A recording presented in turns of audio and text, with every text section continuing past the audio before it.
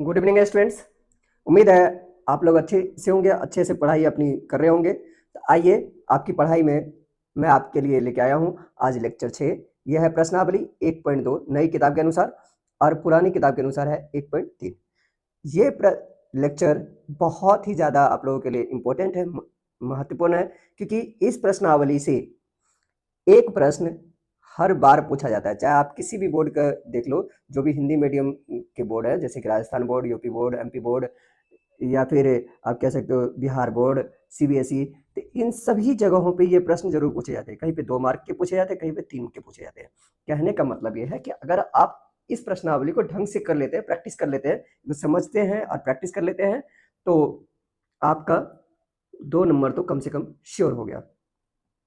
तो चलिए शुरू करें आज की अपनी क्लास। तो यहाँ पे प्रश्न क्या दिया हुआ है? सिद्ध कीजिए कि √5 एक अपरिमेय संख्या है।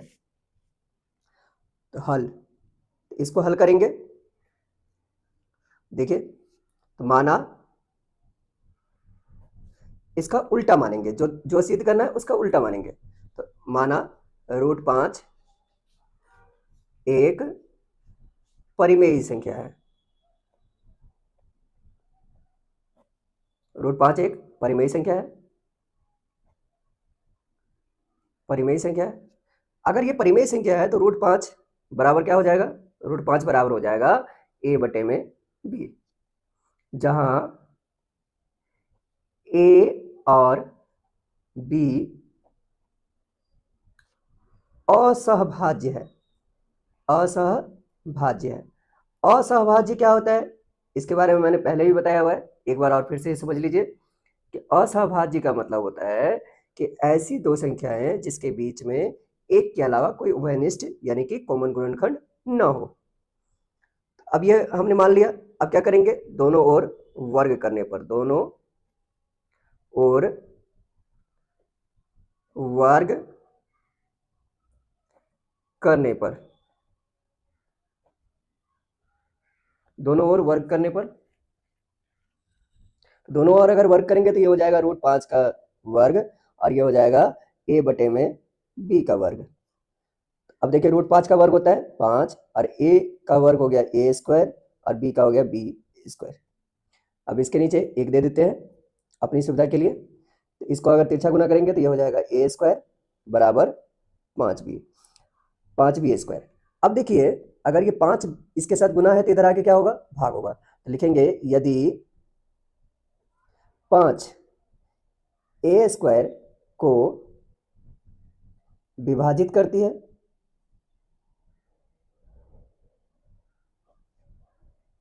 विभाजित करती है, इसलिए ये, इसलिए 5 a को भी विभाजित करेगी, विभाजित करेगी। अब फिर से हम मानेंगे, तो माना a बराबर 5c। अब 5c क्यों लिया हमने? यहाँ पे ये समझिए इसको, a कोई संख्या है आपके पास, इसमें यदि 5 से भाग देते हैं, क्योंकि आपको √5 को ही सिद्ध करना है ना, तो इसमें 5 का ही प्रयोग करेंगे। तो 5 से भाग देते हैं, इसका भागफल कोई c आता है, इसलिए a बराबर क्या हो जाएगा? 5 गुना c यानी कि 5c। तो माना a बराबर 5c और यह है समीकरण 1। समीकरण 1 में a का मान रखने पर, समीकरण 1 में a का मान रखने पर, तो देखिए 1 में a का मान जब रखेंगे तो a की जगह पे क्या आ जाएगा? 5c, तो ये हो जाएगा 5c का स्क्वायर और ये 5b ही रहेगा। अब क्या हो जाएगा? ये 5 का स्क्वायर होता है 25, तो 25c² बराबर 5b²। तो 5 से इसको काटेंगे तो ये हो जाएगा 5। इस तरीके से क्या हुआ? ये 5c² बराबर b²। अब इधर ये गुना में है तो इस तरफ आगे क्या हो जाएगा? भाग में हो जाएगा। तो इसलिए लिखेंगे क्या? यदि 5b² को विभाजित करती है, विभाजित करती है, तो 5 बी को भी विभाजित, बी को भी विभाजित करेगी। ठीक है, अब इसके बाद आगे हम देखते हैं। अब यहां पर आप ये देख सकते हो, यहां पर आप देख सकते हो कि 5 ए को भी विभाजित कर रहा है, कर रही है, और 5 बी को भी विभाजित कर रही है। 5 ऐसी संख्या है जो ए और बी दोनों को विभाजित करती है, यानी कि दोनों का कॉमन गुणनखंड निकल गया। तो लिखेंगे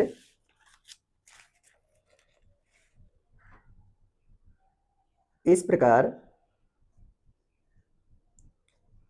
5 ए और बी का उभयनिष्ठ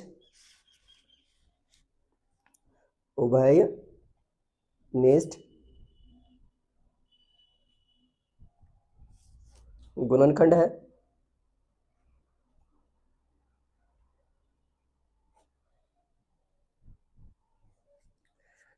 जबकि ए और बी असहभाज्य है, असहभाज्य संख्या है, जिसमें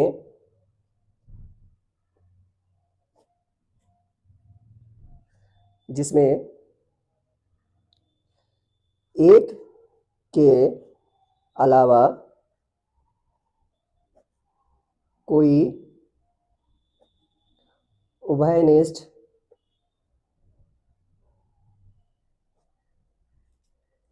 गुणनखंड नहीं है, गुणनखंड नहीं है।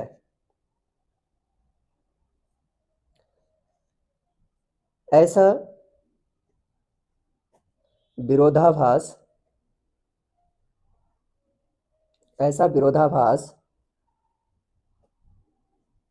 हमारे गलत मानने के कारण हुआ है। अतः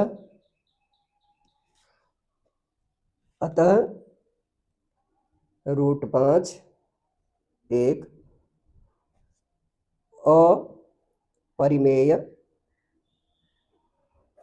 संख्या है।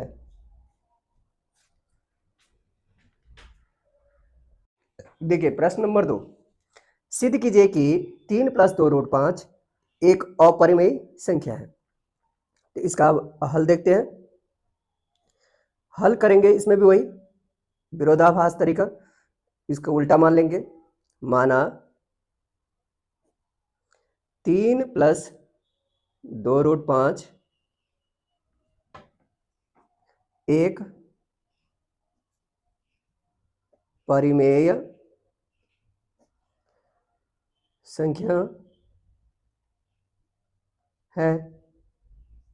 यदि परिमेय संख्या है तो क्या हो जाएगा, इसलिए 3 + 2√5 बराबर हो जाएगा A/B, जहां A और B पूर्णांक है और B बराबर नहीं है 0।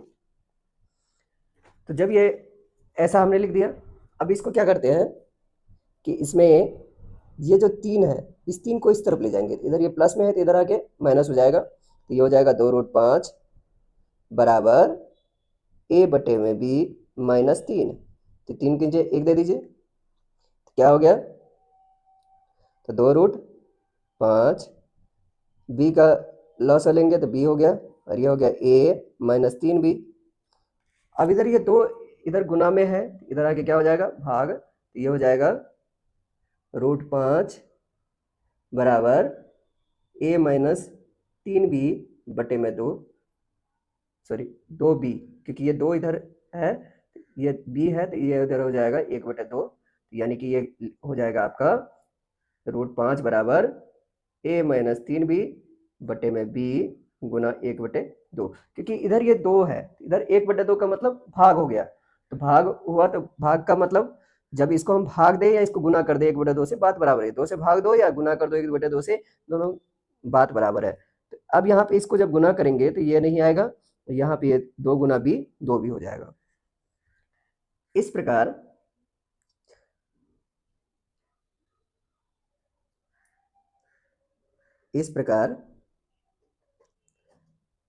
a माइनस 3b 2/2b एक परिमेय संख्या, क्योंकि हमने a और b को पूर्णांक माना था, यहाँ पे अगर कोई पूर्णांक रखोगे, यहाँ पे पूर्णांक रखोगे तो ये a/b के रूप में आ जाएगा। तो इस प्रकार a माइनस 3b बटे 2b परिमेय संख्या है, इसलिए √5 भी परिमेय संख्या है, जबकि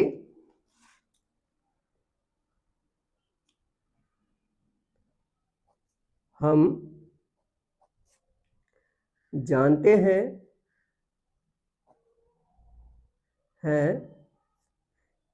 कि √5 एक अपरिमेय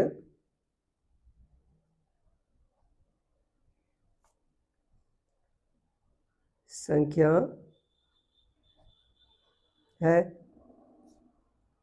हम जानते हैं कि √5 एक अपरिमेय संख्या है, अतः हम कह सकते हैं